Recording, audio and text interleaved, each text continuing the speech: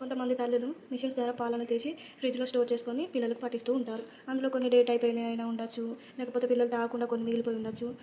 అలాగే వాళ్ళే కాకుండా చాలామందికి పాలు ఎక్కువయ్యి పిండి పారబోస్తూ ఉంటారు కదా, వాళ్ళ పాలను కూడా ఆ పాలను వేస్ట్ చేయకుండా నేను కొన్ని టిప్స్ చెప్తాను. ఆ టిప్స్కి యూజ్ చేసుకోండి. Diaper rash. చిన్నపిల్లలకు మనము డైపర్స్ వేస్తాం కదా, డైపర్స్ వేసిన ప్లేస్లో ర్యాషెస్ వస్తాయి కొంతమంది పిల్లలకి. అక్కడ రాయొచ్చు, బ్రెస్ట్ మిల్క్ బాత్ చేయొచ్చు, స్కిన్ ఇరిటేషన్ ఉన్న ప్లేస్లో రాసుకోవచ్చు. ఇన్సెక్ట్ బైట్స్ అంటే దోమలు కుట్టిన చిన్న చిన్న పురుగులు కుడితే అక్కడ ఎర్రగా అవుతాయి కదా, అక్కడ అక్కడ పెట్టుకోవచ్చు. ఆ బ్రెస్ట్ మిల్క్ని ఇట్లా అప్లై చేసుకోవచ్చు. పిల్లలకి డాండ్రఫ్ రాదు మ్యాక్సిమం, కానీ తెల్లగా ఉంటుంది, అంత అట్టు కట్టినట్టు ఉంటుంది.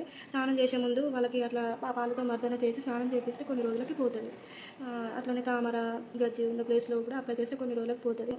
చలికాలంలో చర్మం అంతా డ్రైగా పొడి బారిపోయినట్టు అవుతుంది కదా, అక్కడ కూడా అప్లై చేసుకొని స్నానం చేస్తే కొన్ని రోజులకి సాఫ్ట్ అయిపోతుంది.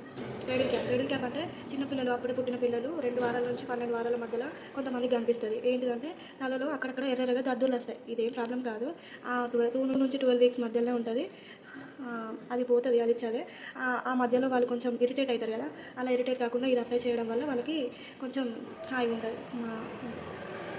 పుండ్లు ఉన్న ప్లేస్లో కూడా ఈ మిల్క్ని అప్లై చేసుకోవచ్చు.